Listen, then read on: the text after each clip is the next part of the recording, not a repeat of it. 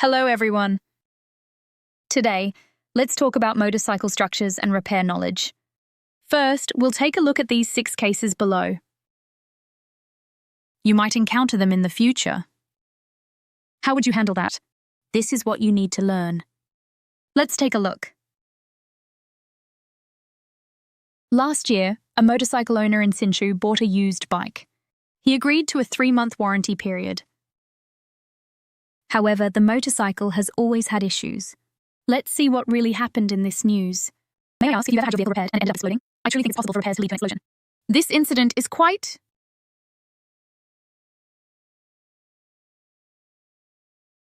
outrageous. Here's some footage from the surveillance camera. The mechanic was halfway through the repairs when the wheel suddenly exploded with a flash. Parts immediately shot up into the skate ramp.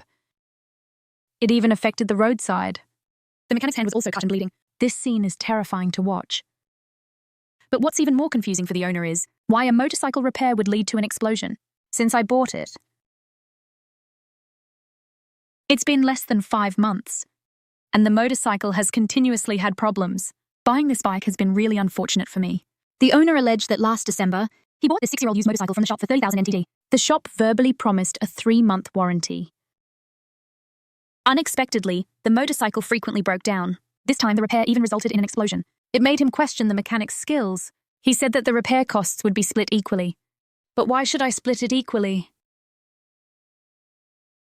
If you damaged other parts, why should I bear those costs? We have reasonable doubts that his vehicle has been to other shops for further modifications. However, there's no evidence. The shop claims innocence, saying they helped the owner with free repairs for 6 months. In the meantime, the motorcycle was also involved in an accident and fell. The value of the replaced parts has already exceeded 10,000 NTD. During the repair process, they also found obvious traces of repairs from other shops. They suspect the owner had someone modify it, which caused the explosive accident. We are also willing to continue providing him with free repairs. We just hope that Mr. Luo and his friends won't come back again. Initially, they hoped the owner would bear half of the repair costs, around 4,000 NTD, along with compensation for the destroyed shop.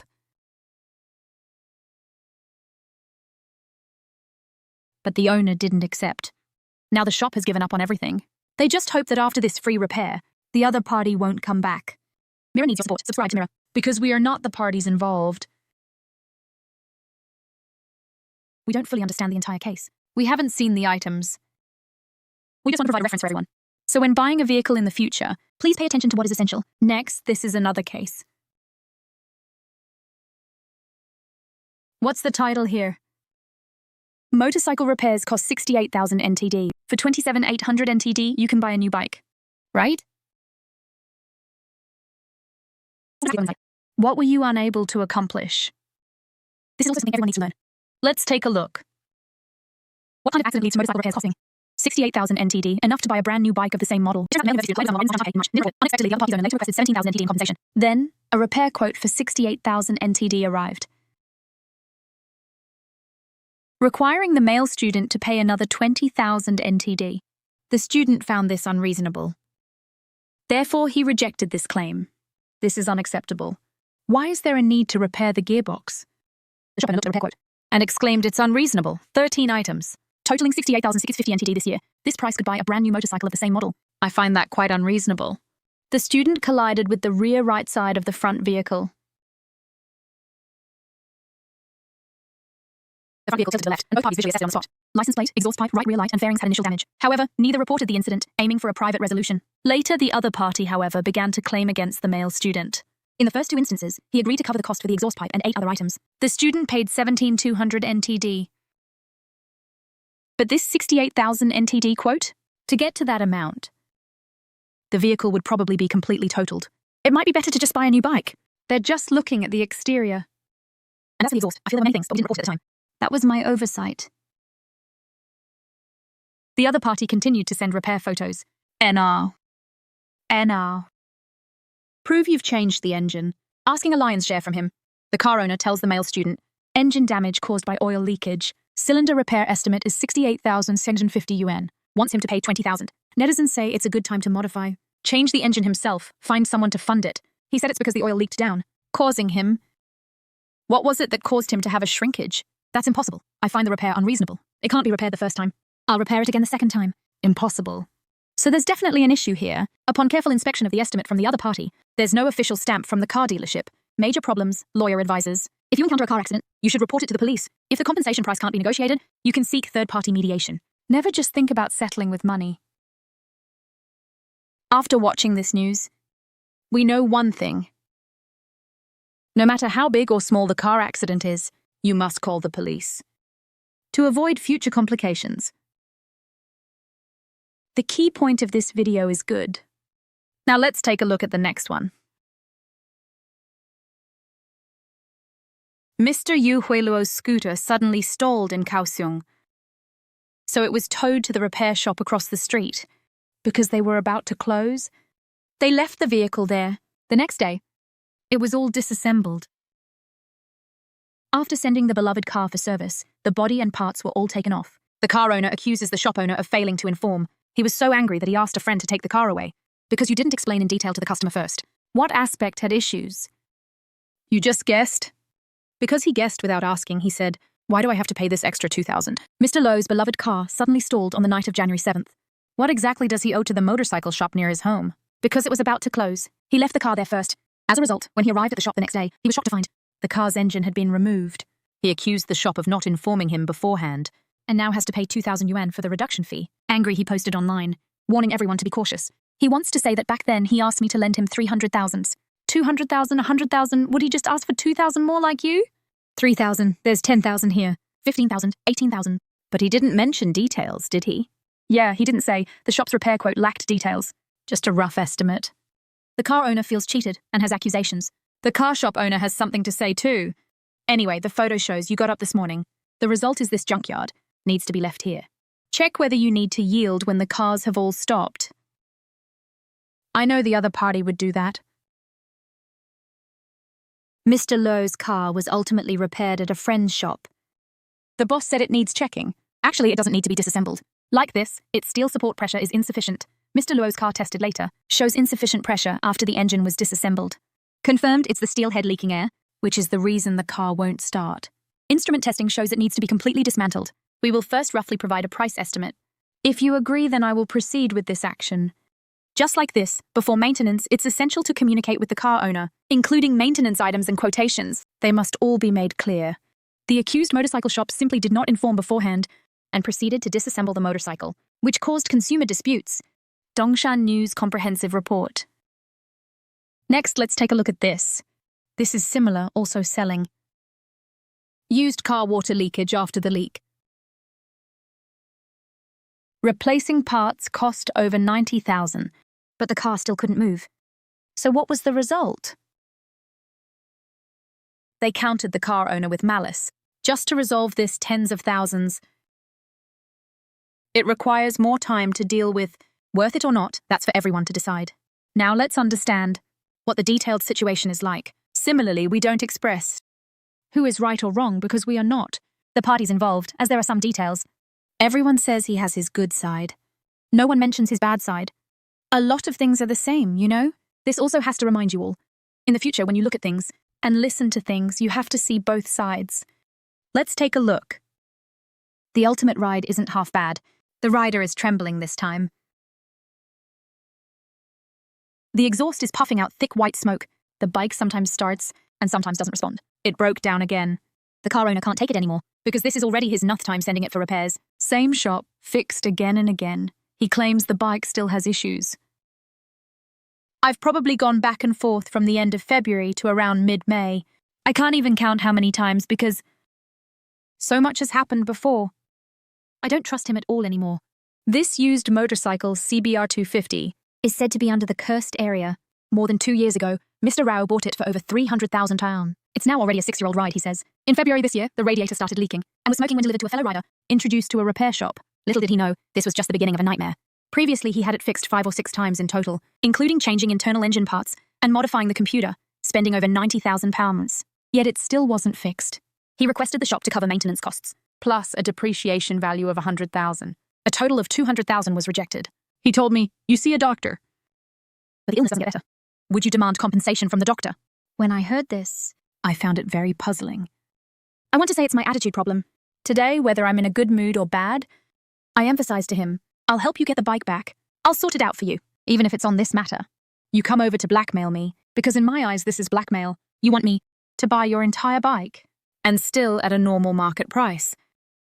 I believe that's unreasonable. After all, it's a used bike. The shop strongly denies and clarifies. Every time Mr. Rao raises a concern about the bike having issues, they will take it back to dismantle and check. The owner has been running a shop in Kaohsiung for 5 or 6 years, and has also formed a team for training. For racing, he is very confident in his motorcycle expertise. Both parties failed to reach an agreement again. Next, they might have to go to court and let a fair third party decide who's right and wrong.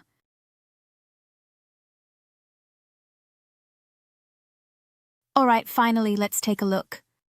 This part is even more interesting. Bought a rare variety of motorcycle. And what happened? It got crushed by a tree. The repair cost is 120,000, but the state compensation only pays 10,000. So why did he go through all this trouble? This also relates to your future, in case your bike has issues, and how compensation works. And there are a lot of comments below too. You can come in and take a look. Okay, let's watch this video. Heavy hammer strikes down. The motorcycle parked on the red line was crushed. The frame bent, motorcycle severely damaged. The ground is wet, all covered in shattered stones, fallen leaves. Even the power lines were damaged. It affected traffic for a while. The owner works nearby, parked the motorcycle by the roadside, and after work saw this terrible sight. The wrecked bike is pitiful, turned into scrap metal, leaving him heartbroken. The vehicle, a limited edition imported from France. The owner states there are fewer than 100 in Taiwan. Quite precious, rare. However, applying for state compensation only covers 10,000. The accident location is near Zhonghua Road in the Hsinchu mountainous area. Although it was raining, construction was halted along the roadside. But the owner angrily criticizes that the large tree wasn't properly supported, which caused it to fall and crush the motorcycle. After getting it appraised at the shop, the total repair cost soared to nearly 120,000. It's been over a month since the accident. Even the used test drive costs at least £90,000 buys, but the site insurance only compensates about 10%. This motorcycle is extremely rare in Taiwan. It is a rare model, so buying this kind of car, his future repairs will be very inconvenient. And very expensive since it's an import. So all his parts need to be imported from abroad. If imported from abroad, there are many tariffs and shipping costs and related fees. When he comes to Taiwan, of course the repairs will be costly. The owner thinks it's his own fault. Innocent, just fine. A limited edition. A car, usually regularly waxed and maintained. Never had an accident. Now encountering unexpected misfortune. He also has to pay for the repair costs himself. At the time of the incident, the manufacturer was handling original material operations. But due to a late-night snack, heavy rain, and strong winds causing tree falls, the insurance company initially estimated the compensation amount to be over 10,000. The main reason is that this motorcycle is already 7 years old. However, the owner believes the motorcycle's original price is over 120,000, but the repair costs reached over 110,000 pounds. Therefore, he demands compensation for a new motorcycle price. Now, the insurance company and the owner are still negotiating. The two sides still have no consensus. Check the motorcycle before going out. Wear protective gear for safety. Check the helmet, check the windbreak. Check that the motorcycle functions are all okay. Relax shoulders, keep feet flat. Knees bend naturally. Riding a motorcycle is so easy. Remember to stop at red lights and turn in the waiting area. Follow the 2-stage left turn rule. Obey traffic rules, yield to pedestrians, don't speed, don't drink and drive. Happy driving, safe travels. Uh-huh.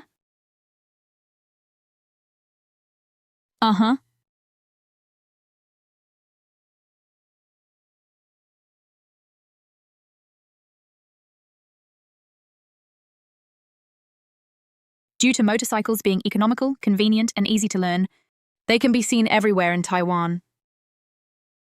But because of their easy-to-drive nature, riders often overlook the correct riding methods, which increases danger. Unlike cars, motorcycles don't have a hard shell, so both the rider and the vehicle are easily affected by external environments, like windy weather or rain, or poor road conditions. All of these can lead to a decrease in motorcycle stability. The likelihood of accidents also increases. Once an accident occurs, riders often suffer serious consequences from direct impact. Many motorcycle accidents are caused by rider violations, such as running red lights, riding against traffic to maintain a safe driving distance, speeding. These violations of traffic laws often result in unimaginable consequences. In the past 2 years in Taiwan, an average of around 400 traffic accidents with injuries or fatalities occur daily. Among them, about 520 people get injured each day due to traffic accidents. Approximately 12 people die as a result. Therefore, motorcycle riders should drive cautiously. Don't let regrets happen to themselves or their families. Every rider should develop the good habit of regular motorcycle maintenance and pre-ride checks.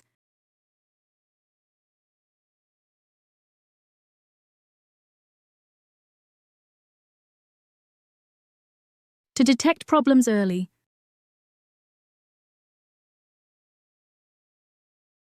And improve promptly to prevent accidents. Below are the daily motorcycle inspection items. Check if there is enough gasoline.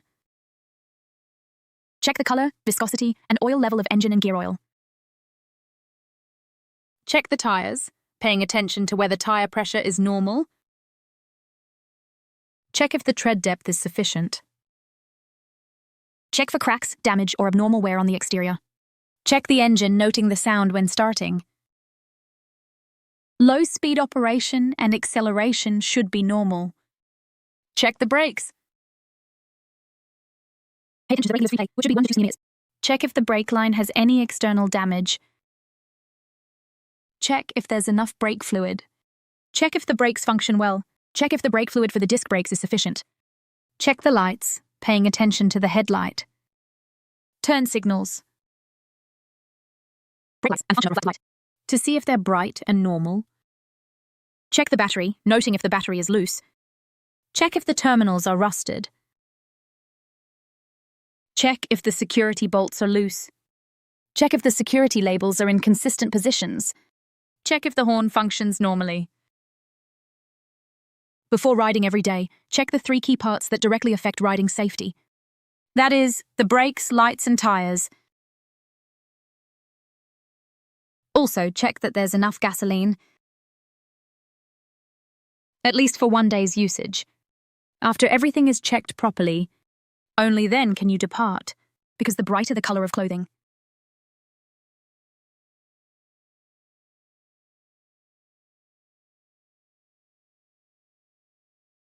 The higher the recognition of the rider.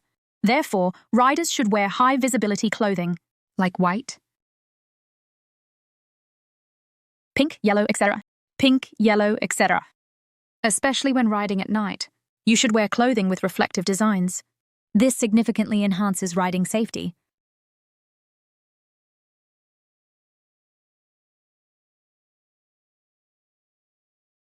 Riders should wear helmets when riding motorcycles. Safety helmets must be worn. Protective gloves and fully covering shoes are essential.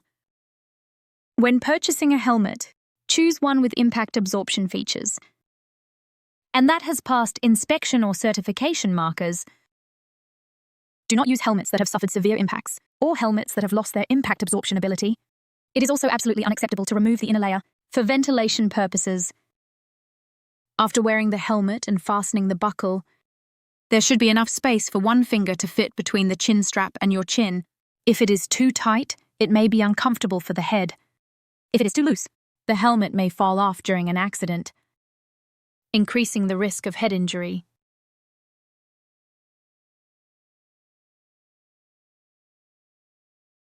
Protective gear can block strong winds, dust, or insects, preventing disturbances to the eyes. This way, the rider can concentrate on riding the motorcycle.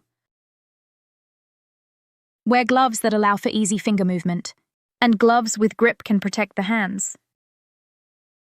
Avoid sweat making them slippery, which could hinder better throttle and brake control. However, do not install fixed windproof covers on the handlebars to avoid hindering your control of the vehicle. Riders should wear shoes that cover the entire foot, and preferably robust shoes, to avoid foot injuries or dangers caused by slippery soles. Comprehensive protective gear is a fundamental measure for rider safety. When riding a motorcycle, we must wear complete protective gear.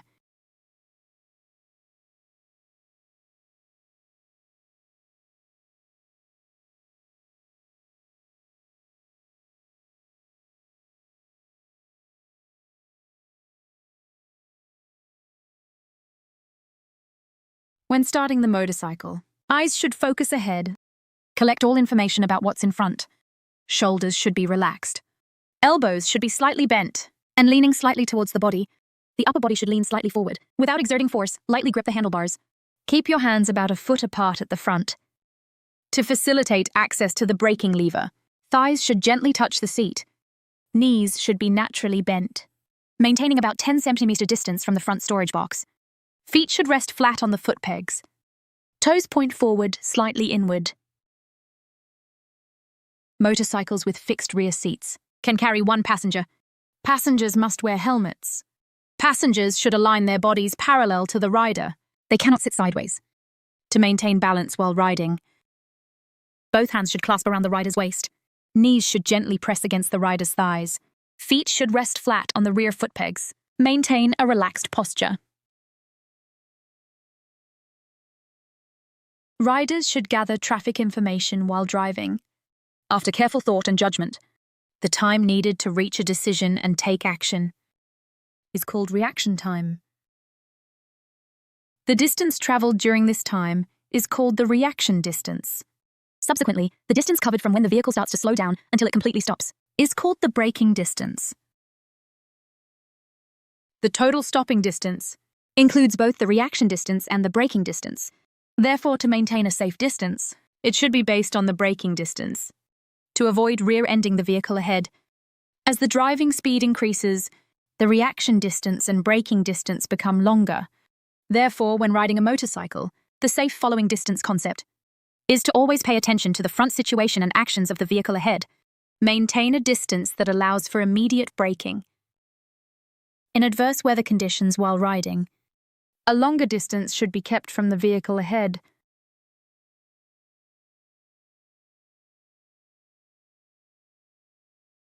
The correct braking method is to first reduce throttle. That is, to bring the throttle back to a non-accelerating state, to allow engine braking to take effect, while simultaneously using both the front and rear brakes, gradually increasing braking force until the vehicle comes to a complete stop. In special situations, if emergency braking is needed, you must immediately reduce throttle and simultaneously use both front and rear brakes. Execute the braking action in one go. Moreover, keep the vehicle upright.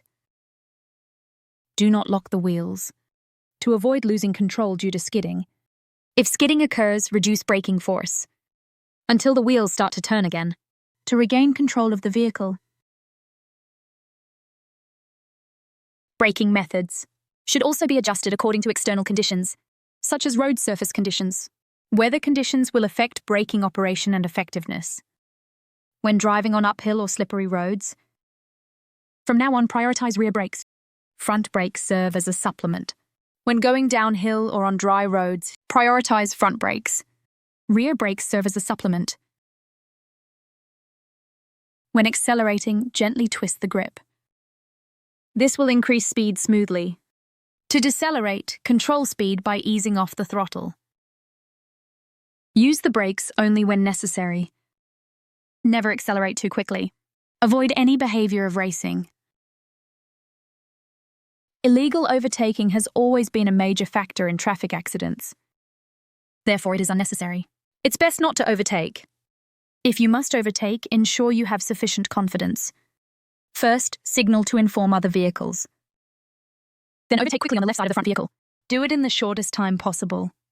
Never drive alongside other vehicles, in the same lane continuously, or weave between lanes.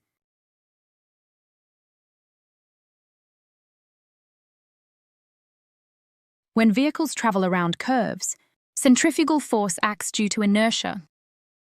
Therefore, drivers and vehicles must lean appropriately to overcome the rational force. As speed increases, the rational force grows. The angle of the driver's body and vehicle must also increase to turn smoothly. If speed is too fast and centrifugal force cannot be overcome, the vehicle will tend to veer outward. Therefore, reduce speed sufficiently before turning, confirm the curve radius, and navigate the turn at an appropriate angle and stable speed. After completing the turn, ensure safety first, then accelerate to straighten the vehicle. However, never brake hard while turning.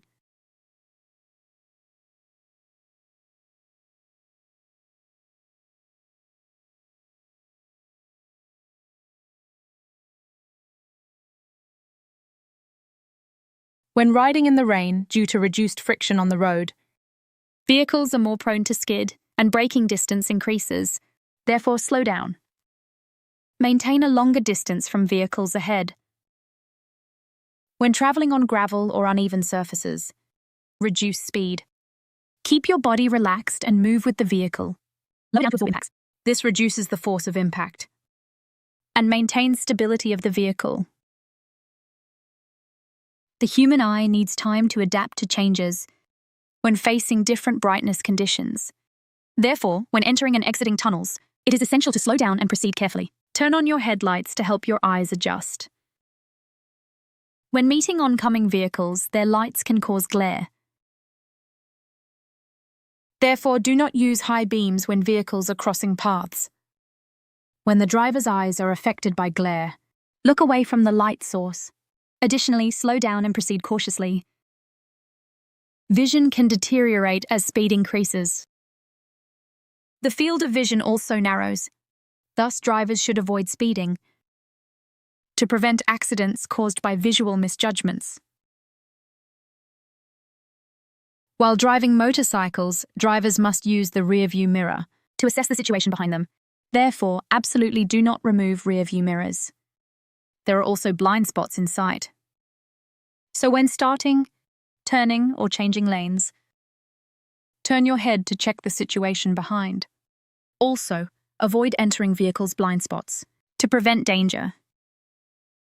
Large vehicles moving at high speeds generate air pressure that can attract objects nearby. Therefore, motorcycles should avoid coming close to large vehicles. Do not weave between vehicles. When cars turn, the front and rear wheels follow different paths. On the inner side of the turn, there's a noticeable gap. This is called inner wheel difference. Vehicles with longer wheelbases experience greater inner wheel differences. Therefore, when encountering large vehicles turning, maintain a safe distance from them to avoid being pulled under their wheels. To prevent unfortunate incidents, riding a motorcycle requires awareness of potential crises on the road. For instance, when passing street vendors, signs, large obstacles, or parked cars. Slow down and maintain appropriate distance from them. This prevents blocked lines of sight and collisions with pedestrians or suddenly opening car doors. When traveling on slopes or curves, stay to the right, slow down, and proceed with caution. Stay alert. To avoid colliding with oncoming vehicles due to blind spots. To ride a motorcycle, you must first obtain a driver's license. Keep right and reduce speed, proceed slowly. Stay alert, so you won't collide with oncoming vehicles due to blind spots. Avoid accidents with oncoming cars.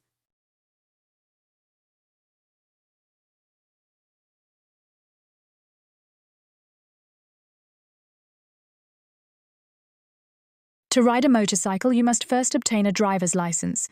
You must be at least 18 years old and pass a medical examination, and pass relevant subject tests. You can then apply for the corresponding motorcycle driver's license. Absolutely do not drive without a license. Follow traffic regulations. It's the first step towards safe driving. Dedicated motorcycle lanes and priority motorcycle lanes are rights of way exclusive to motorcycles. On a two-way road, motorcycles can use the outermost fast and slow lanes. On one-way streets, motorcycles can use the slow lane and the fast lane adjacent to it. If a motorcycle lane is present, cars can use the outer two lanes. On one-way streets, they can use the leftmost or rightmost lanes. Motorcycle waiting zones are where motorcycles stop at red traffic lights. When turning left, use the two-stage turn method. Drive in areas without designated lane markings. Maintain separation lines for driving. Share road space with bicycles. Speed must not exceed 30 km. In the slow lane, it can't exceed 40 km. In roads without slow lanes, be mindful of shared road rights with cyclists and pedestrians. Especially when overtaking them, stay alert. Maintain an appropriate distance from them, and reduce speed to avoid colliding with bicycles that suddenly change direction. When approaching pedestrian crossings with traffic control signals, slow down. When encountering pedestrians, regardless of the presence of a pedestrian crossing or whether there are traffic controllers present, you must stop and let pedestrians pass. When entering an alley, you must reduce speed or stop to check to avoid colliding with suddenly emerging vehicles from the road. Conversely, when driving in an alley, before reaching an intersection, you should slow down or stop in advance. Check thoroughly. Absolutely do not move those turns, actually. To avoid danger. When an emergency vehicle stops, do not park illegally. Do not park in designated spots for persons with disabilities or on bends, narrow roads and entrances to public places, etc. Never park in no parking areas or temporary no parking areas. When driving in traffic, drivers may not use mobile phones. Do not linger while driving and weaving on the road, or only have the rear wheels on the ground, or drive in other dangerous ways. Do not remove the muffler or create noise by other means.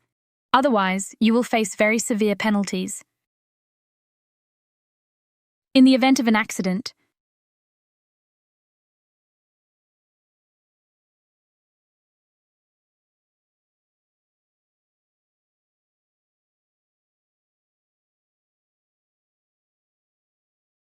drivers must remain calm.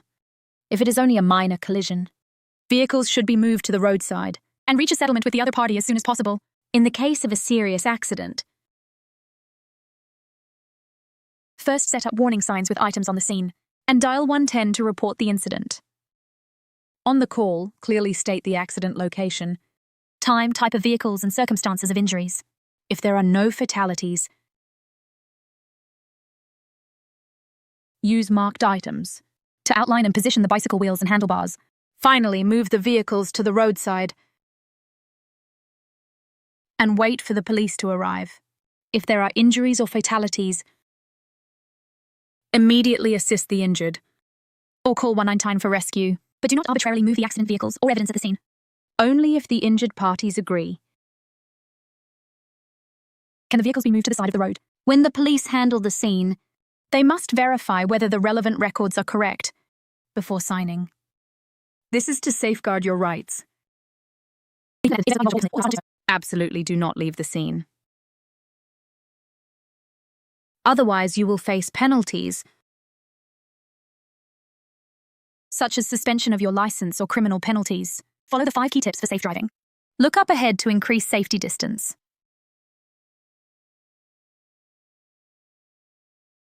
Monitor your surroundings and keep track of movements on both sides. Keep your eyes moving and survey your environment. Assess your surroundings and leave a safe exit route. Reality checks, anticipate driving movements. Riding safely is the easiest.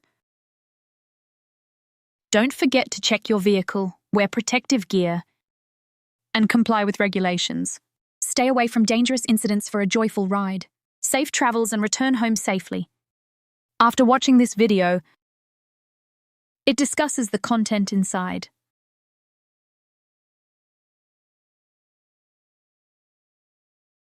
After watching this video, it discusses the content about safety inspection items. Also, pre-ride checks. The driver's outfit and color. What impact will it have on us?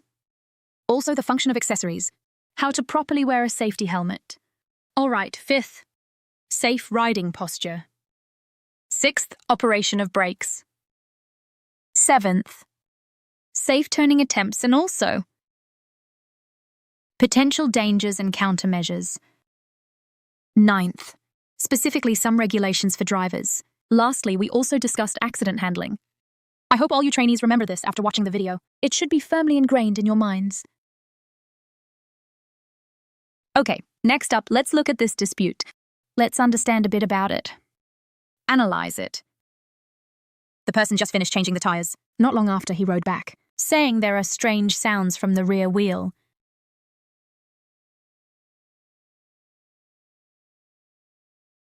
To find out the cause, the mechanic simply took off the tire for inspection. It was found that the strange noise came from the rear end of the vehicle, a part of the drive clutch plate, caused by aging of the bearing. Perhaps regular maintenance was lacking, oil was present, cured inside, causing this issue. But no matter how the mechanic explained, the customer seemed unable to accept it. He emphasized that there was no abnormal sound before changing the tires, demanding that the shop take responsibility, asking why the tires were changed. Changing tires. Replacing tires, if the tires fail, this is just a rotation. There's no such thing as reverse issues. I don't care what he installed. It's useless to call. A motorcycle shop located in Taoyuan. Recently, a man came to change the rear tire, left without any issues. But 5 minutes later, he said the rear wheel had strange sounds. The installation process at the shop had issues.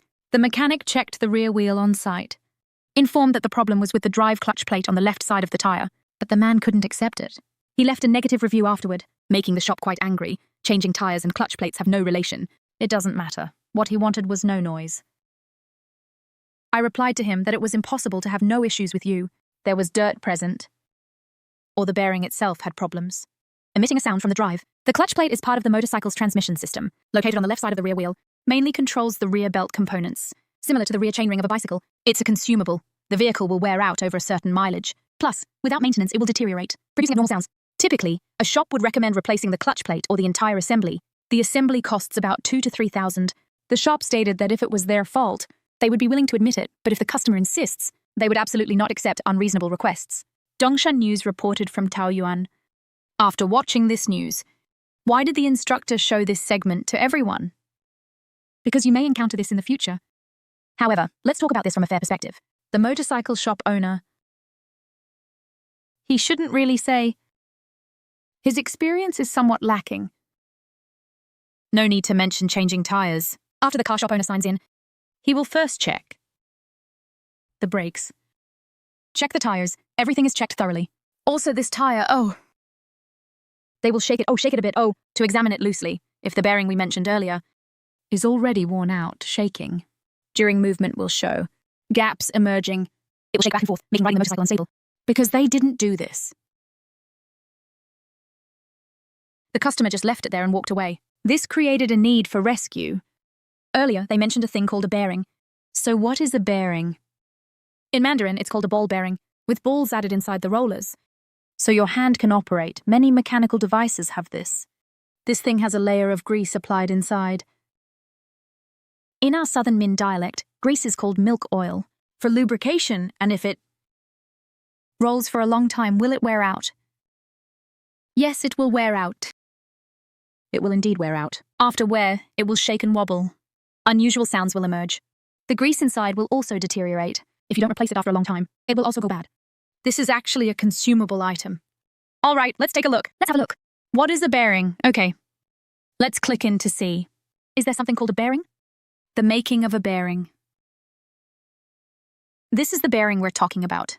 We call this white bearing bone. Do you see the white bearing bone? Because there are many types, big and small. Many kinds, huh? I don't see them. As long as there's something that rolls, it needs to be installed in this tire. The same goes for machinery. It all requires this item. Various sizes, many types, many types. Because the internet is very convenient, we can search a bit about bearing manufacturing. It offers many options. Okay, this is the bearing we talked about earlier. Because I forgot about bearings. You might not have heard of these things, because it's quite a specialized topic. In our field of machinery, many types are applied. Every piece of machinery uses them. Now let's look further down. Okay, next we have our subjects. Inside there is a preface, along with motorcycle classifications. Also basic structures of motorcycles. Basic operation of cars and motorcycle inspection and maintenance. The motorcycle inspection and routine maintenance is what we just discussed in the video. It's already very detailed, so let's take a quick look. Okay, the preface tells us that motorcycles are widely used in Taiwan because they're convenient and also not expensive. A single bike can last for decades without issues, if well maintained. Could last even longer. So it's quite good. In Taiwan, there are a lot of motorcycles because they are so convenient. Very convenient. Do we know exactly how many motorcycles are in Taiwan? Let's take a look. Let's check it out. We click in and have a look. This is from the Ministry of Transport's website for vehicle quarantine data. Do you see? The instructor has made a link. Since the 77th year of the Republic up to this year. Let's scroll down. Do you see? In the 113th year? This is quite scary. Let's look at this time. Do you see? Total number of motor vehicles, which includes cars and motorcycles. The total count is 23,383,927 vehicles, and this side shows an increase. The percentage has increased by 121%. As for cars, there are 8,313.38 of them. But motorcycles, it's even scarier. There are 14,599.49. That means for every 100 people, there's 99 motorcycles. Almost one per person. With so many vehicles, there will be many accidents occurring. Taiwan's area won't expand, will it grow? But the number of vehicles keeps increasing. Parking for cars is also an issue. If there are many people, riding motorcycles can be quite dangerous. And that leads to many situations. Now, let's look further down. Motorcycle classification. Let's take a brief look. They are classified by displacement or horsepower. This one is small, light motorcycles. This is electric vehicles. And it tells us here that horsepower is less than 134 HP, or the maximum speed is below 45 km. The license plate will have red text on a white background. This one is categorized as normal. Insurance is something we often see. Below 50 cc with cc numbers, the electric vehicle part is for those under 5 horsepower. Those below 50 cc with cubic centimeters. The electric ones are below 5 horsepower. That's over 13 horsepower. And the speed? Over 45. That's green base. What about the white lettered electric one? It has electric vehicle display. Lightweight micro-electric vehicle. It can have mandatory liability insurance. What is mandatory liability insurance? Mandatory liability insurance covers injury medical expenses after an accident. And if there's a death? It's 2 million. It's 2 million. What if it's a disability? It has levels that still needs classification. How does the coach know? Because the coach's wife had a car accident. I know this can be a troublesome matter. If we have the opportunity, we'll discuss it again. Okay, let's watch this video for a bit. Honey, let's switch to an electric bike.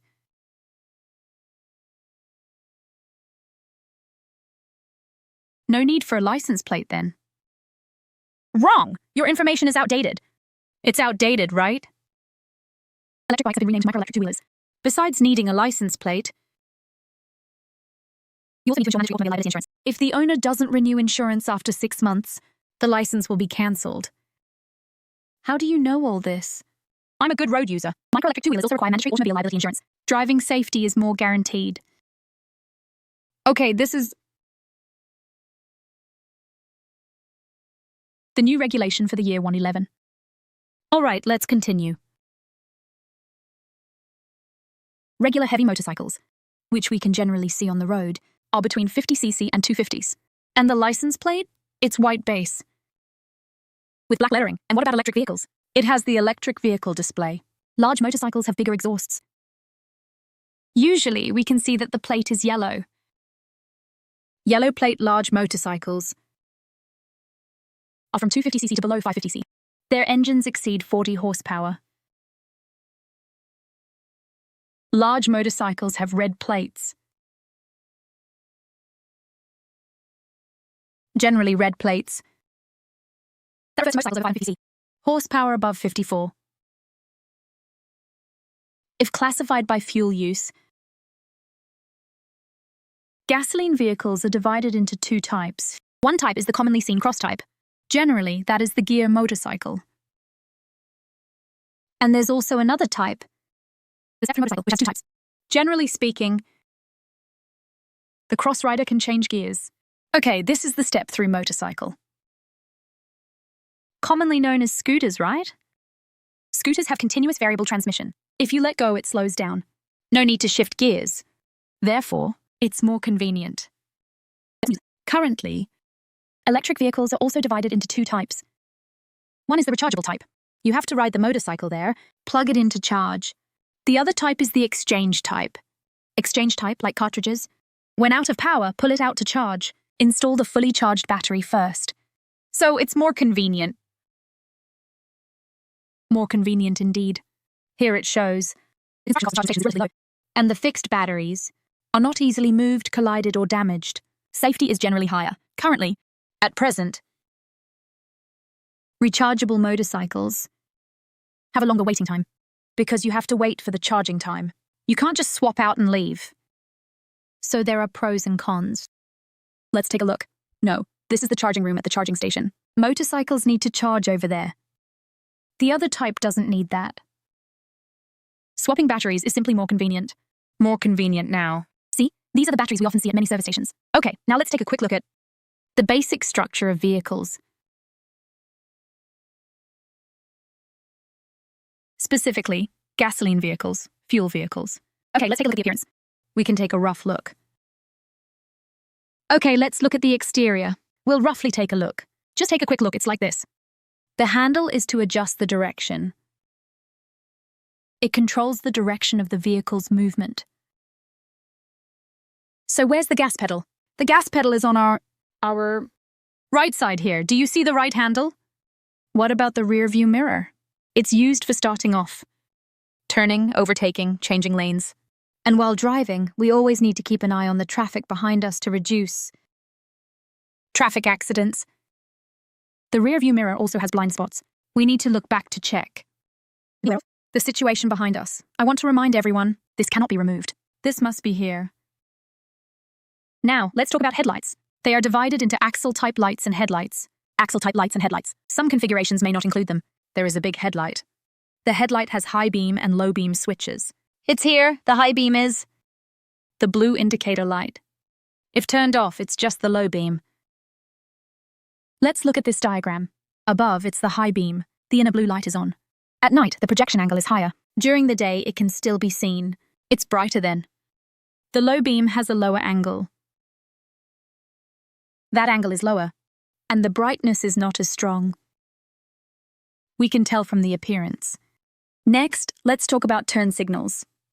This part tells us, whether you're turning left or right, you need to signal 30 meters before making the turn. But signaling doesn't mean you're definitely turning. You need to make sure that there's a safe distance from vehicles behind you.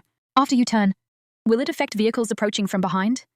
So, all trainees, please remember, signaling doesn't mean you can just turn left or right. You also need to confirm the safe distance. The tail lights and brake lights. The tail lights light up when you turn them on. The brake lights light up when you use the brakes. Yes, this is the brake light. And the tail light.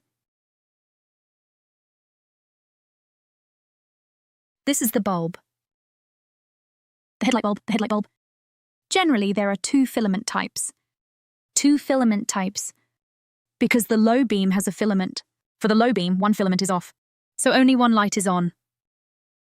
Therefore, it's a bit dimmer. The high beam is brighter since both filaments are activated. Next, the brake light.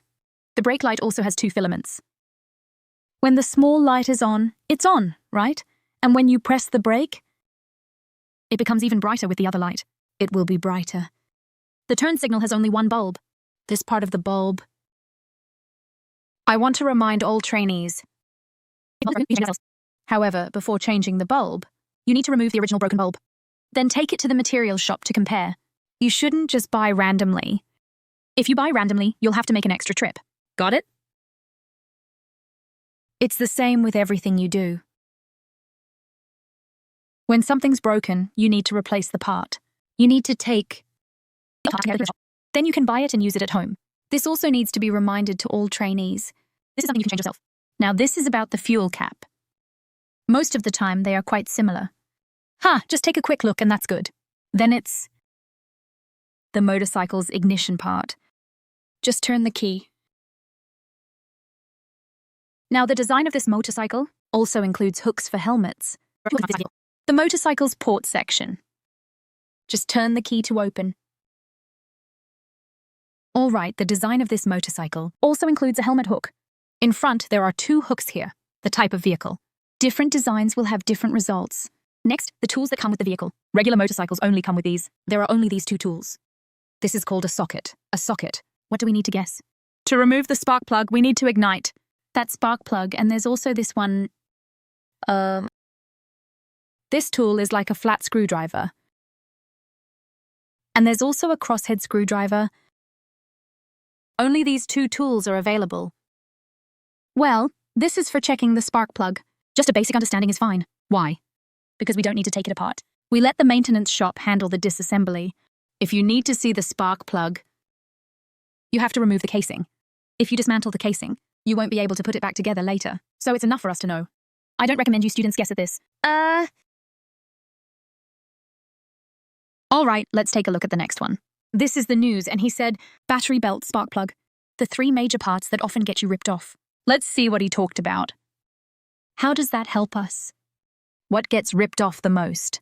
It's the spark plug in the motorcycle. Sometimes it's just rain. It gets wet. Actually, it can still be used. Or the battery, it can actually be recharged.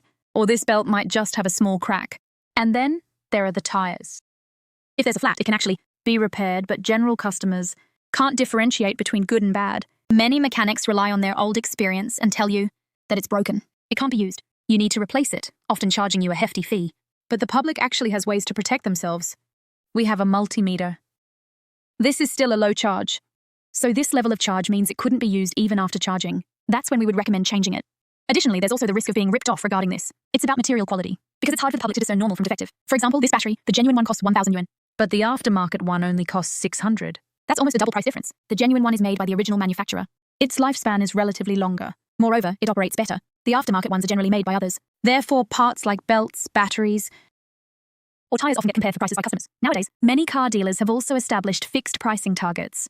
As long as it's a certified shop, they must quote according to the prices set. With professional instruments and a fixed price list, it gives consumers more security, preventing them from being ripped off. This is the position of the battery. The location can vary. Some are located near the footrest. What we need to pay attention to here is that this type of battery does not need checking or refilling with distilled water. However, it is necessary to check the condition of the battery terminals. If needed, make sure to tighten them. It's this screw that can come loose. Do not attempt to remove the sealing cover from the terminal. Doing so will permanently damage the battery. Now, when starting the vehicle's engine, if you feel like the starter motor is sluggish, then the battery needs to be checked. It should be addressed. He also emphasizes here that when starting the engine, if you feel the starter motor is running slowly, you need to go to a garage for processing to avoid insufficient voltage, causing the engine not to start. Regarding the dashboard is located on both sides, in the middle of the handlebars. Let's take a look. For this motorcycle, it will show the speedometer, clock, engine fault warning light, fuel gauge, oil change reminder, trip. For most of these items, he has noted here that when the engine fault light is on, you should return to the car shop for a checkup to see if there are any anomalies. If the interior light bulb light is on, you should return to the shop for vehicle maintenance. This is regarding the kickstand. The kickstand needs to support the vehicle. You need to be cautious, especially. For instance, if the ground isn't very firm, when parking, you need to pay attention. Regarding the tires, of course, there are the front tires and rear tires. Currently, some vehicles also have 2 front tires. Riding a motorcycle means accelerating. The power to accelerate, when releasing the throttle, translates to braking. Effectively, transferred to the ground, making the vehicle move when in action. Communicate to the ground so the vehicle. During the action, there will be traction and automatic thrust. The most important thing is still the ability to support weight. The functional tire tread provides comfort while riding. It has drainage capabilities to prevent the vehicle from losing control and skidding on standing water. This is very important. Okay, this is the Taiwanese part of the tire. There are 4 numbers on top. 1519 represents the year 2019. The tire's produced in the 15th week. This also needs a careful look. Next, let's look at what a front tire is. Sunny tires, B tires, and hot melt tires. Semi-hot melt tires, composite tires. This is very detailed. Let's take a look. What exactly is he greedy for?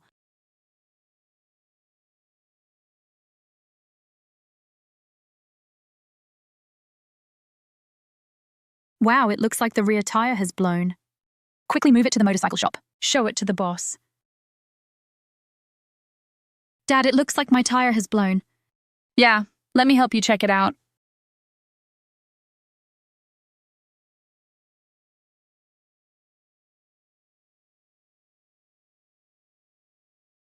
Basically, let the shop boss make the judgment. That's what it's all about, right? It will depend on the size of the nail that punctured it. Look at the width to see if the repair string can cover the area. If the repair string can't cover too much length and width, then of course this kind of tire cannot be repaired. If it's a nail-type repair string, it should definitely fit. But first, it also depends on the tire's condition. If you use this, it's called a mother block. In terms of timing, it represents the extent of your tire's modification. The main thing is to look at the side. If there's a mother block mark, there will be an arrow here. This triangular arrow. It indicates this area. There will definitely be a model block display. To judge whether the tire should be replaced or not, just look at this. Like this one, it has worn down to the point that the warning line is gone, so it's advised to replace it directly. You don't need to do any repair work anymore, because continuing to repair, to be honest, the thickness of the repair string will be poorer.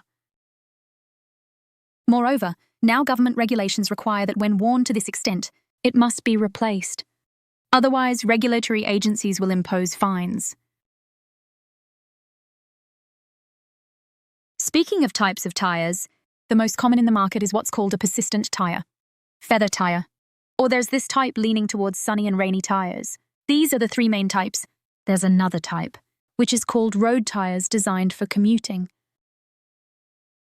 These treads are relatively sparse. This is known as a flatline tire. It has a larger contact area with the road, compared to feather tires. On the other hand, feather tires are designed for more streamlined performance. They focus on drainage capabilities. Regarding whale tires, they fall in between the two. When looking at tread patterns, the analysis of tread versus tire can clearly distinguish them. The distinction lies in the different types of rubber used. For hot melt tires, their heating speed is quite fast. They have adequate stickiness, but the wear rate is relatively faster. There is also the so-called semi-hot melt series, which addresses the issue of fast wear in hot melt tires. However, their heating performance will be relatively poorer. Then, there's a type called composite tire material, which is designed to be more durable. The side is more aligned with the rubber of hot melt tires, allowing slow wear on the central model. However, the side still has a certain grip. It's better suited for aggressive driving or for riding on mountain roads. They tend to prefer hot melt tires. For example, when considering regular commuting groups, they naturally require longer-lasting tires so that their expenses can be lower. In other words, they may sacrifice a bit of grip. However, the wear resistance will be much better. If you enjoy going out, going uphill, riding in mountainous areas, people will recommend using a leisure series or semi-leisure series tires because they need sufficient grip to avoid losing traction while cornering, which could affect riding safety. First of all, on the tire, there's the name of the country of manufacture. Made in Taiwan, this means it's made in Taiwan. Next, look further down. Here is the so-called assembly direction. Made in Taiwan, this is a Taiwan-made one. Then, let's look further down. Here, there is a so-called assembly direction. It's the distinction of the tire's rolling direction. Like this tire, it's one-directional. So when assembling, you must do it in the direction of the wheel's roll. There will be 4 numbers here.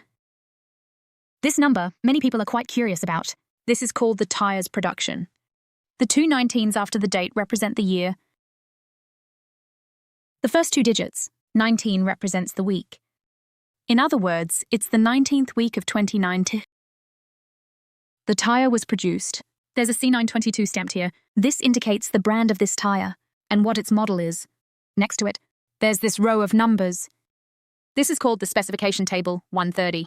It represents the width of the tread, calculated using mini. Then, the 70 part represents the thickness of the tire. The 12 represents the tire's size. This is called a 12-inch tire. Now the tire has 51 and L. They represent the load capacity, respectively. Or regarding the L part, it represents the maximum speed it can endure. Maximum speed 120 km/h. This is your speed. It can withstand 120 km/h. Now online. It's generally not recommended. There's also a 32 psi below. This is basically the recommended pressure for cold tires. Meaning of tire pressure. Generally, tires have their own recommendations. Selling prices also consider the difficulty of mounting and dismounting. If your vehicle has more complex devices, such as a rear disc version, or the cost of removing ABS, it will relatively increase a bit. The difference between front and rear tires, of course, also has the corresponding mounting and dismounting difficulties. Actually, most market prices range around 400, 800 or so, and correspondingly, like this.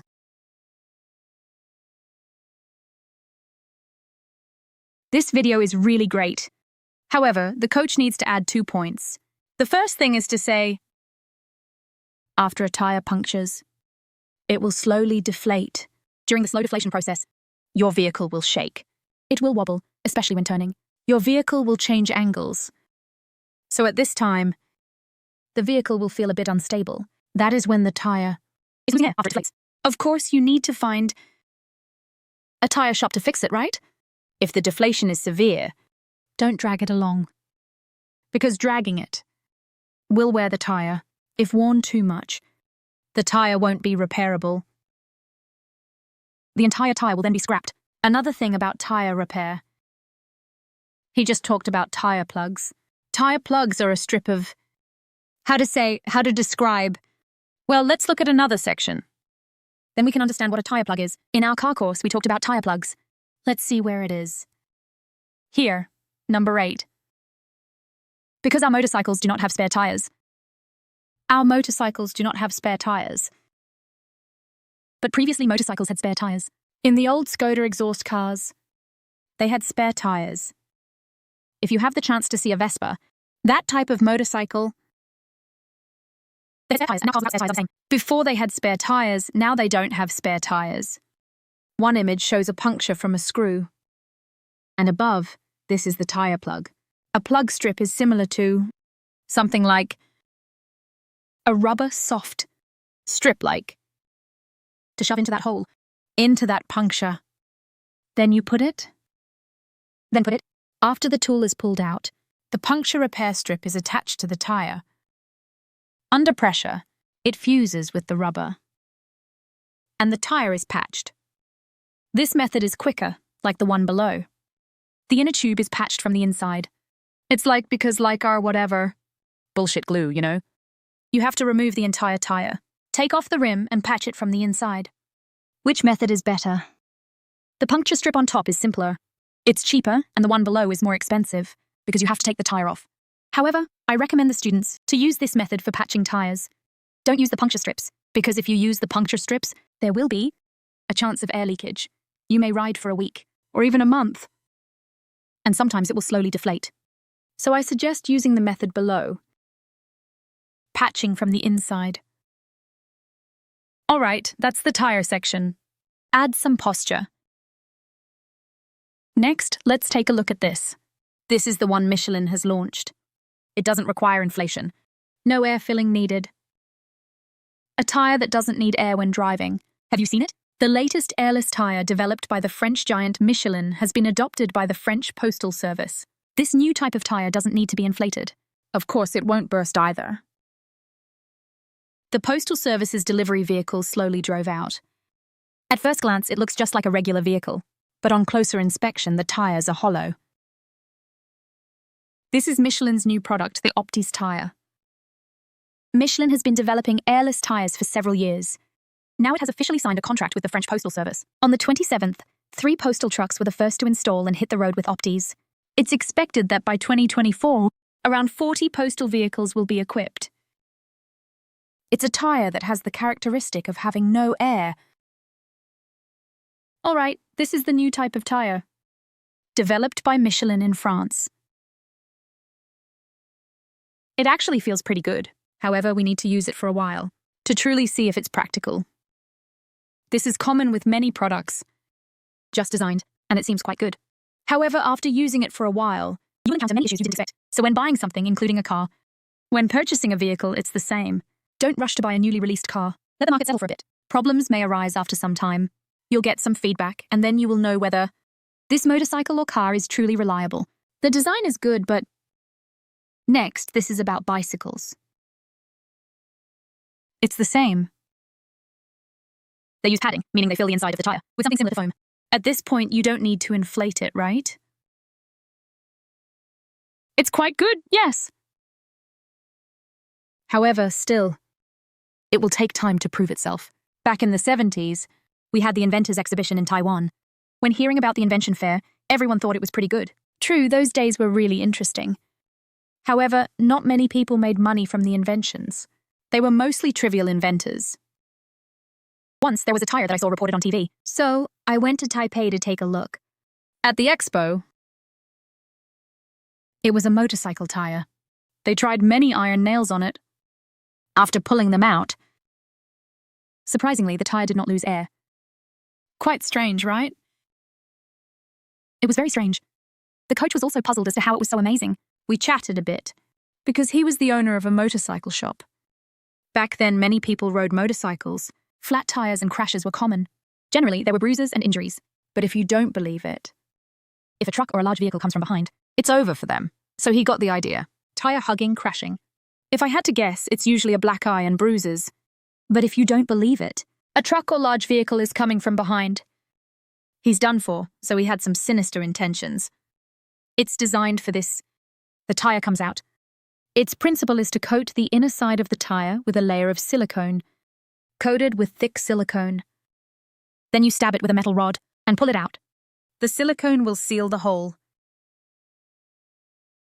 plugging it up. So it won't deflate. The principle is quite good. But actually the feeling, in practice, is great. The problem is, why hasn't anyone seen it now? We need to understand one key point. Rubber and silicone are different entities. They can't completely blend together. Adhering to it is worth considering. Maybe when you first apply it, it can stick well. But after a while, it might peel off, and once it does, the tire will have an eccentric effect while rolling. It will wobble and not be stable. Plus, the cost is quite high. This is the coach's thought. Later, everyone hasn't seen this design on the market. This video talks about the motorcycle front and rear brake disc replacement timing. Let's take a look. Usually, how long is the lifespan of a tire?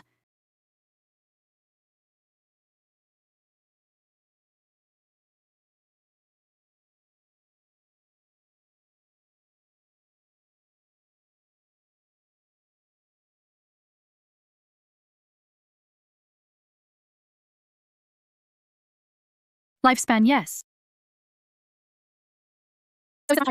If in normal conditions, around 7,000 to 8,000. What about front and rear tires? Which one is more prone to wear? The rear tire. What gets worn down? It will have tread wear on one side. What's being sprayed?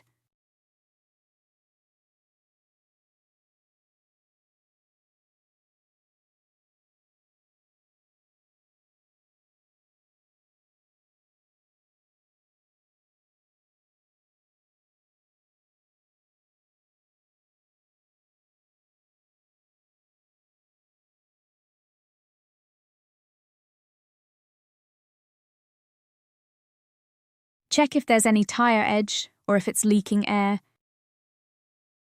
NR.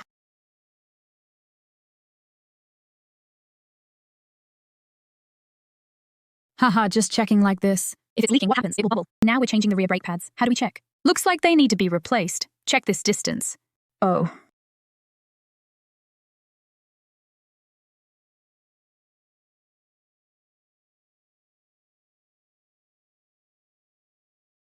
The distance becomes 0 when it's fully compressed, which means it's already worn down, only this length.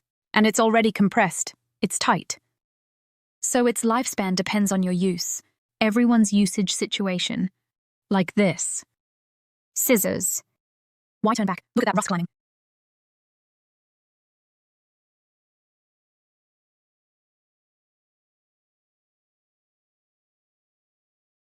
So how much for the front and rear brakes?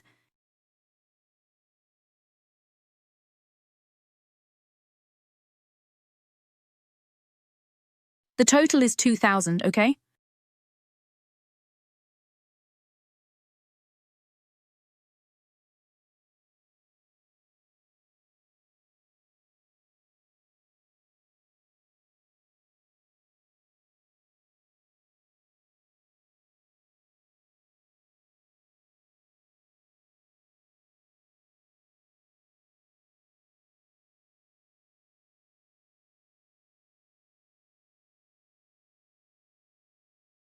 Thank you.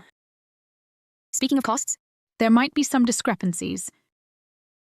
Okay, what we want to add is, as he mentioned earlier, the lifespan of brake pads relates to riding frequency. Naturally, the brake pad's lifespan depends on your usage rate. When we ride a motorcycle, it is about refueling. If there are situations in front, release the throttle. Originally, when releasing, it slows down, and then you won't even need to use the brakes. But if you ride too fast and follow the car in front too closely, if it brakes, it suddenly stops. You'll brake immediately. This makes the usage frequency high, so your brake pad's lifespan will be shorter. It's quite interesting, actually. Just like with animals, we know turtles have a long lifespan, right? But they move slowly. Moving slowly is the same. Riding a motorcycle or driving a car, it's not just about braking and accelerating. Braking should be done moderately. Releasing the throttle is important to remind everyone. Next, let's take a look. This is a car goods delivery from Hualien. A car front tire blew out, losing control, and had a fatal accident. Now let's watch closely. Was it a flat tire? Let's observe closely. I still didn't understand. I will in the future. Nonsense.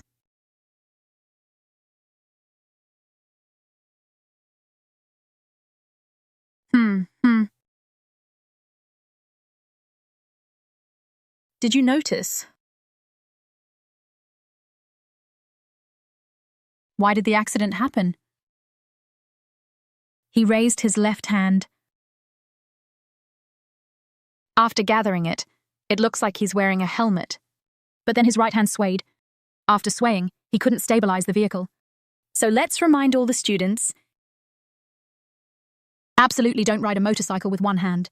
If today he had both hands. So we want to remind all the trainees here, absolutely never ride solo.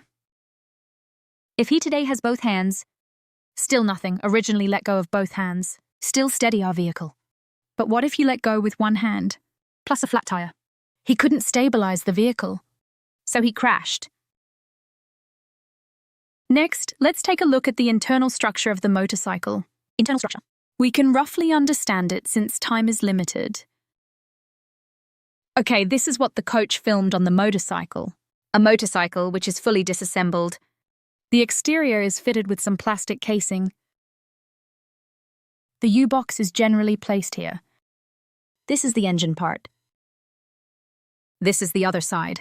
The other side filmed from the opposite side. The suspension system connects the vehicle and the wheels to reduce noise when driving, as well as bouncing and vibrations. This way, it would be safer and a bit more comfortable without this. Let me tell you, riding would feel quite odd. Okay, this is the engine part. The engine part, it's been dissected. He also mentioned the energy obtained from burning gasoline is converted into kinetic energy. Air filter. Why does the air need filtration? Because the air mixes with the gasoline. After mixing, it has to be injected into the combustion chamber for burning. So the air needs filtering, otherwise there are impurities in the air. Impurities that go into the cylinder will cause spraying, which can be quite troublesome. It must be filtered. Filtered, so if we frequently access construction sites, there will be dust. Therefore, this needs to be cleaned. This one is the same. See, no green fibers. Both cars and motorcycles have the same, just like wearing a mask. Just like how we humans wear masks. Next, automatic transmission. Automatic shift vehicles. So what's this brake lever? The brake lever is in front of the handlebar, tilts left and right. The left controls the rear wheel brake. The right controls the front wheel brake. The operation of the brake mechanism is through the brake lever to slow down the spinning of the wheels, allowing the vehicle to decelerate and stop. The automatic system slows down, first slow down, then brakes slowly. Next, let's look at shifting. Shifting means changing gears. Need to shift gears. A manual bike is different. There's the brake lever and the brake mechanism. The one below is the brake mechanism. On the right side of our handlebar, the right side controls our front wheel brake. The front wheel brake, then what about the left? The left controls the clutch. Oh, wait, we'll talk about that. Okay, the manual bike foot brake. And the brake mechanism. So that means for the manual bike, the right hand controls the front wheel. The right foot controls the rear wheel. The right foot brakes the rear wheel. So their operation modes are different. And where's the clutch lever? And where's the gear shift pedal? It's on our left. This left side lever. This lever is the clutch. When you shift gears, you first need to pull tight to stay power. When disengaging, you can then shift gears. We will talk about this later. Okay, shifting gears involves using the shifter. Using the shifter to push down or to pull up, that's the shifting part. This is the cooling device. It has a fan. When it spins, it drives the fan to dissipate heat. The engine generates heat continuously due to the combustion of gasoline, which constantly raises its temperature. If it gets too high, it will lose its function. So a cooling device is necessary. This cooling device is similar to a fan that can draw in cold air. He can suck in that cold air. So when riding a bike, you have to pay special attention to things like long skirts or lightweight wings to prevent them from getting caught. This is particularly important. All right, this is the front. Here is the cylinder. This is the fuel injection system. And the belt. The purpose of the belt is to drive the rear wheel. The entire structure is part of the gearbox mechanism. This is the shifting mechanism. In a moment, we will have an animation. Okay, as for the drive method, there is the belt-driven method. Like what we're currently seeing is a belt. So how is our bicycle powered? Our bicycle is powered by a chain. And the fuel injection system, the fuel makes the oil burn in the engine. How does it get in? Previously, it was through a carburetor. Now it's done with a spray method.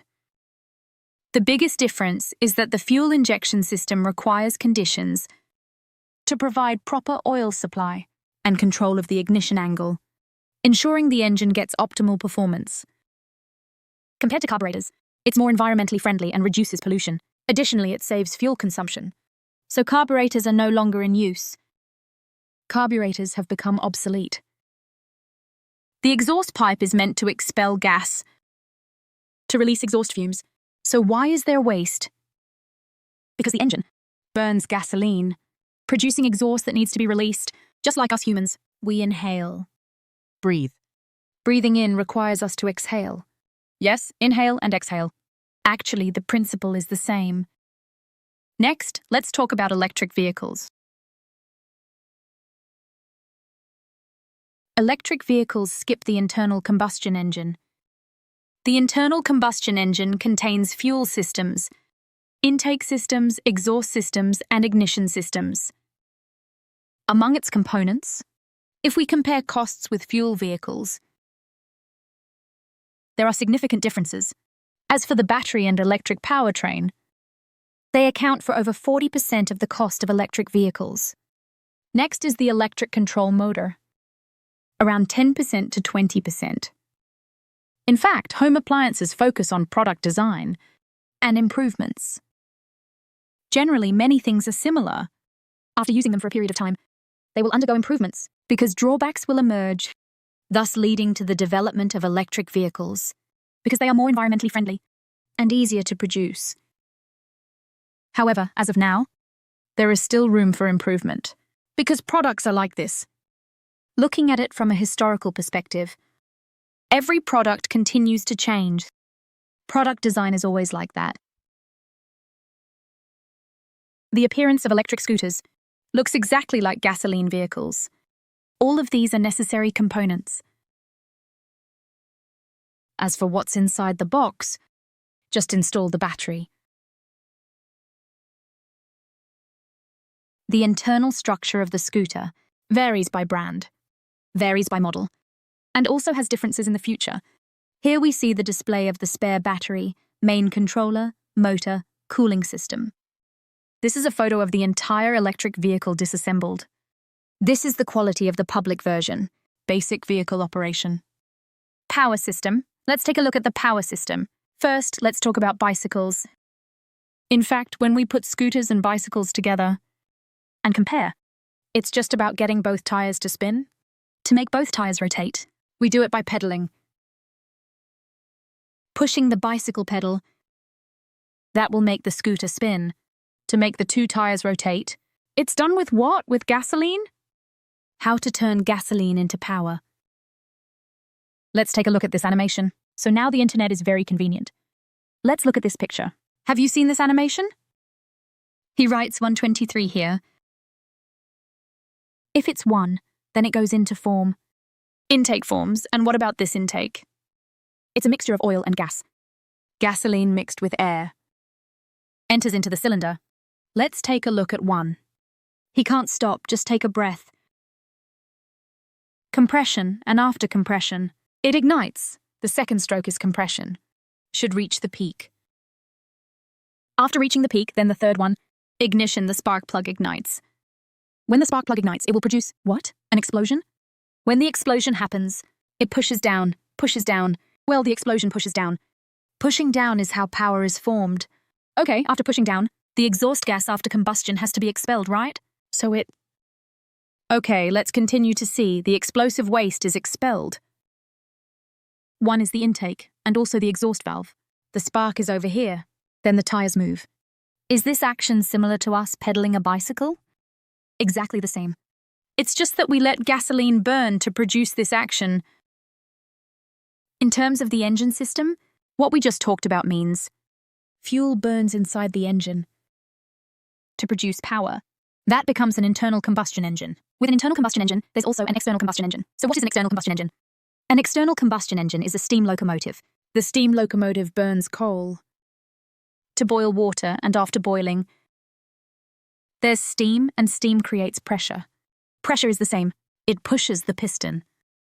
After the piston moves, it's just like before. Is it like that? The same principle applies to pedaling a bicycle. It's the same principle. A rotary engine, more like a rotary engine. That's what we talked about earlier. That torque is how power is formed. Okay, intake valve, exhaust valve. Spark plug. This area is called the combustion chamber. For the intake valve, it mixes air and gasoline. Together that is injected into the cylinder. This action is exactly the same as the action we talked about before. We won't drag this out. I'm not going to talk more because this is also an animation. That was also an animation earlier. Okay, this is the intake valve. Pulling down makes it intake. Pushing up compresses. Compressing to the peak creates explosive power. Then it pushes down. To make it move, we know we need human power. So what's there? Chemical energy is gasoline combustion, not motor. The motor produces rotational power. It's that simple. So we have electric vehicles. They also rotate. But the result is the same. Different methods, same result. Usually we can see cooling systems. Motorcycles also have cooling systems. One type is water-cooled, one type is air-cooled, one type is oil-cooled. Water cooling means circulating water or any liquid inside the cylinder, carrying away the waste heat produced by the engine with circulating water. Should say this way, universally cooling means water circulates inside the engine. Then it comes out as hot water. Through radiation, it turns back to cool water, then enters back into the engine, because the engine temperature cannot keep increasing. If it keeps rising, it will cause cylinder shrinkage. In motorcycles, it should be said that only motorcycles with larger cc will use it. Motorcycles with a larger cc will use that. Our motorcycles are generally unnecessary. Our regular motorcycles use air cooling. Air, naturally. Naturally, for heavy bikes that cool down. They use water cooling. Using water for heat dissipation. Air cooling means using air to cool naturally. Here, there is forced air. It can have a larger air volume. This is it. This fan will push air inside. Now, as we mentioned earlier, regarding riding attire, some girls wear long skirts, and they're the thin type. Summer dresses are very thin, so it can easily get caught up inside. So here, you need to pay a little attention. Generally, regular motorcycles, like the 125 models, all have air cooling or oil cooling. What is oil cooling? Just look, there's oil cooling. To let oil cool. Motorcycles also have engine oil inside. It just circulates engine oil through pipes let outside. Let air pass through to cool down, then flow back to the engine, achieving the cooling effect. Now, this cooling method is not prone to problems as long as the oil pump which circulates the oil is not damaged. The engine oil will flow out and then back through. So there won't be any issues. Okay, we just discussed 3 cooling methods. Next is the transmission method. We already talked about the transmission method. It's the belt. The primary function of the belt system is to transfer engine power according to road conditions and load factors to our tires, driving our wheels forward or slowing down. The chain system is for gear shifting. Generally, gear shifting uses a chain system. It's the same principle as our bicycles, using the chain to drive our rear wheel. Idle and acceleration. What is idle? Well, it means after starting the engine. Without pressing the throttle, that's idle revving. The speed increases once it accelerates. What kind of phenomenon occurs? Let's look at these 2 images. The top image shows idle operation. See that? The front disc is relatively small, and you can tell by the distance. Now here, it's accelerating.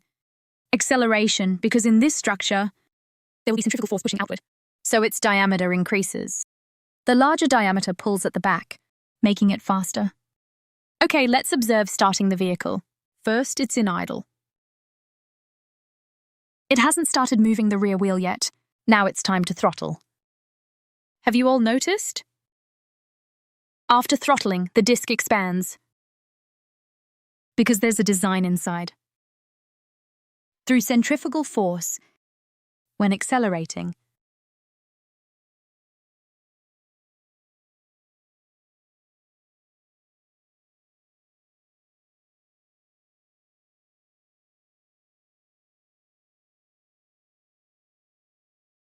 the front diameter becomes larger, which then drives the rear wheel.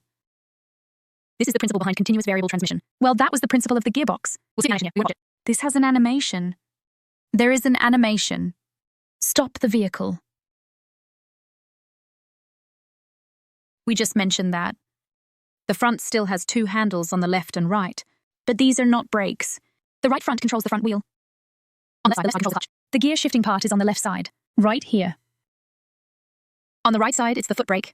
So your right foot and right hand both control the brake. The left hand and left foot control the gear shifting part. Let's discuss the principles of its transmission.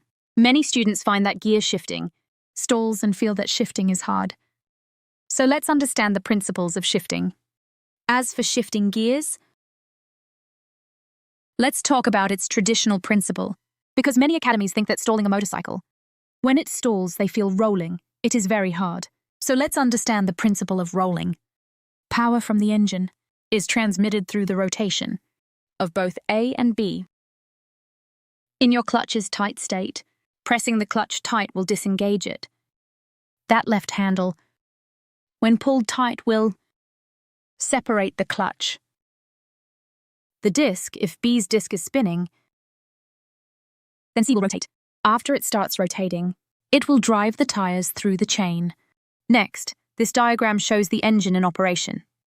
We're either revving or accelerating. When the candle is turned, The two clutches separate, right? So A is rotating due to their separation. The latter half of V won't move. Everyone thinks, at this moment, it's in neutral. That's good. Now let's release the clutch. Want to see when the gap opens, C will be rotating. Because it's in neutral. Thus, the low won't rotate, and the tires won't spin either.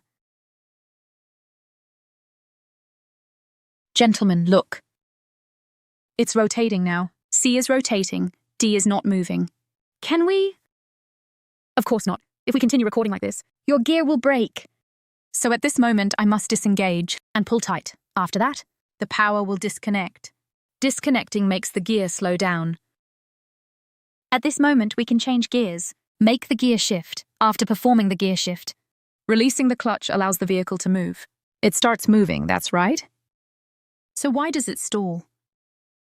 Because when you release 127, you must release it slowly since the weight of the vehicle presses down. It can't pull instantly. If it can't pull instantly, it needs to be released slowly. Therefore, you need to release it slowly. Stalling can happen for two reasons. First, releasing the clutch too quickly, and also changing to the wrong gear. These two reasons can cause stalling. The principal structure of the transmission is like our bicycles. The big and small gears interact. When you release for the second time, your motorcycle engine will surge forward. So regarding the vehicle, to start the engine, the clutch must be tightly engaged. Pull tight so the power disconnects. Only then can you start the vehicle. Before watching this video, let's understand a bit first.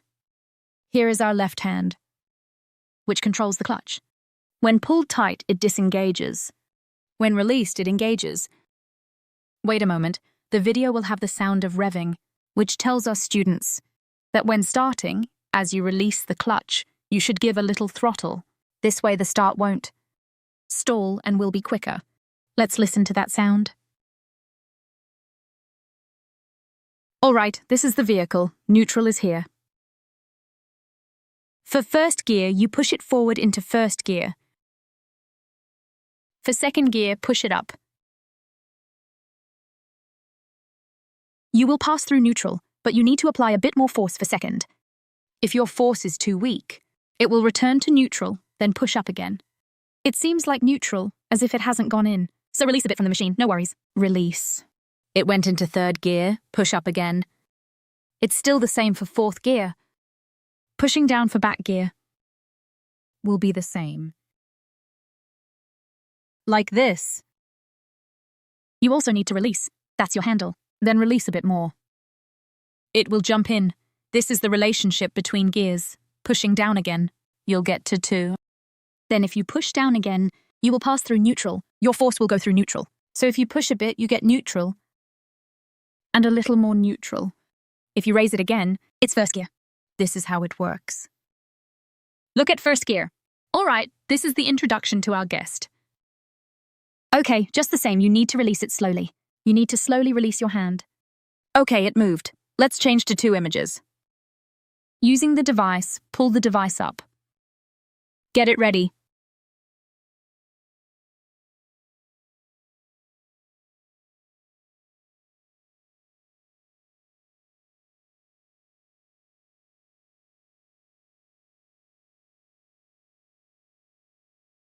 This is operating at a high level. What the coach just mentioned. When you start moving, you need to release slowly, and here we have 1, 2, 3. What does this mean? It's the action of releasing and moving away. Divide it into 10 equal parts. Split it into 10 sections. Exactly, we have 3 cars here. 1, 2, 3. As for car 1, it releases gas. When it reaches the 3rd section, it will pull your second car. At the 6th section, how about the 3rd car? At the 9th section. Each car's clutch contact point will be different. So you need to release it slowly and grasp it. Where is its point? If that's the case, it would be less likely to stall. Each car will have its differences. They are not completely the same. Regarding the braking system, this is the brake drum. Now let's take a look at the brake pads. This is called the brake lining. Brake lining. Disc brakes, in terms of motorcycles, front disc and rear drum. That's how disc brakes look. When you get in the car, it pushes the hydraulic pressure. The hydraulic pressure then pushes the piston. It tightens the brake disc, the stacked discs, and clamps them tightly. It shows the principle of the brake mechanism. Through Pascal's principle, the braking force is magnified. Via hydraulic, meaning the hydraulic pressure is transmitted out. It allows the caliper to clamp the disc, generating the braking force. This is its action. It's using hydraulic pressure. As for the traditional method, it uses steel cables. Steel cables for pulling. All right, let's talk about this a bit. Everyone can find a time to come in and searching for time relationships. The coach has set up the connection points, so you can click in and check. Then you'll know, oh, the diaphragm serves as the brake. What is the function of the stock market braking? It's one situation. Next, we also talked about ABS anti-lock braking. What is anti-lock braking? It prevents the wheels from locking through a computer. The computer controls the hydraulic points for brake application. If your wheels lock, the vehicle will easily skid. Control will be lost. Okay, there are two diagrams here. As seen without these two diagrams, the brake above doesn't have ABS tires. The tires without friction on the ground. That friction produces smoke. The key here is to avoid excessive braking. It can prevent the tires from locking. It can steadily bring the vehicle to a stop. The ABS and another kind is what's known as CVS, which links front and rear wheels. As long as either the left or the right brake is applied, it can simultaneously stop both front and rear wheels. It's a design, but there's a bounce factor. It operates only when speeds exceed 20. The other one is the same. The brake SB as a starter. This is also an improved version. Improved version traditional. Traditional CBS is improved version. These are all related to braking. YL. Because it's concerned about you speeding too fast. Designs are meant to prevent loss of control. And to make these designs keep your speed safer. Traditional CBS provides fixed braking force, which can easily lock the tires. Thus, the emergence of various improved versions of CBS as well as VCBS, SBS, and electric motorcycle manufacturers. They don't improve TBS, yes, right. During braking, it balances the vehicle and maintains its height. When braking, it can balance the body on the motorcycle. It's safety. We've talked so much about it. The brake system is only used when speed is high. Okay, let's watch this video. What's the difference? The system, as regulated by the Ministry of Transportation. In 2021, all new vehicles over 125cc must include it. Include ABS, but what is ABS? You know. There's a hole in the brake disc next to the tire. Just a hole. Don't think it's just for looks. Right, but actually, the point of ABS is related to this. Let's take a look at this comparison. Both examples show impact. Compared to not having ABS, it results in damage. Thus, this often leads to dangers like this. ABS is faster in response. But sometimes if you are nervous, hey, it gets stuck. Actually, the Ministry of Transportation's regulation starts from New Year's Day 2019. For vehicles over 125cc, all newly manufactured scooters must include ABS. Those under 125cc must have ABS, or CBS by 2021. Even older models must comply. But what is CBS currently? This electric scooter is equipped with CBS, which is essentially front and rear link brakes. It's about the concept of both wheels working together. However, new bikes are forced to be equipped with this system. Frankly, the cost comes from somewhere. Manufacturers will definitely increase prices, at least a difference of 10 to 15,000 compared to before. In fact, most new scooters launched now already come with ABS pre-installed. But some may wonder, if all scooters add ABS, sometimes this does not comply with standards. People feel that brakes may have gaps when they engage. If you happen to use a malfunctioning vehicle, it could break down in various ways. In the scooter industry, I don't recommend DIY installations. And routinely maintaining ABS is important too. Brake pads. And the oil should also be changed periodically. The introduction of new policies was met with skepticism from scooter owners. Future vehicle prices may become unaffordable. However, how to balance safety and cost? The government has already made the decision for you. This shows the difference between having it or not. But let's return to an old saying. If your speed is slow, you won't need these two systems. And then there's safety distance. If you're too close to the vehicle in front, You will need to use this system. In terms of simple vehicle maintenance, we just discussed in the first half of the video. Let's not go on and on about it.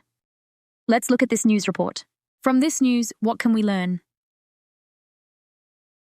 Let's actually take a look. Originally, the toothed belt started to wear down. The wear is even more outrageous now. A whole row has been flattened. In fact, it's quite ordinary with friends, because the scooter just completed maintenance, and there were issues after less than 300 kilometers.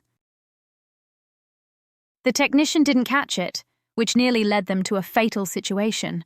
The worst case is when it goes in just like this. Then it might get stuck, right? You feel it hits hard against your belt. After seeing this part of the news, there was a discussion about how to maintain the belt. Maintenance can only inspect the outer appearance for damages, look for fraying, or any cracking. It can't be maintained otherwise. This scooter is widely used. Many people often deal with belt issues. This suggests a design flaw in the scooter company's belts. If only yours breaks down but not others. Whose problem is that? That's your problem. Let's look at the belt. We could say it's a bit of a technical matter. This is the belt, and it has teeth like a gear. No way! No problem, so whose problem is it? It's your problem. Let's take a look at the belt. I would say just a little technique. This is the belt, and the belt looks like it has gears on it. No way. We draw circles. This is the belt of an electric vehicle. It has frayed edges. There is wear and frayed edges. How about this one below? This ruler has gone missing. It's like losing a tooth. With this kind of belt, where is its load-bearing capacity? Do you know? It's in the area marked in red. Load point, the load point of the belt. It's supposed to pull the car, that load point, is right in this red area.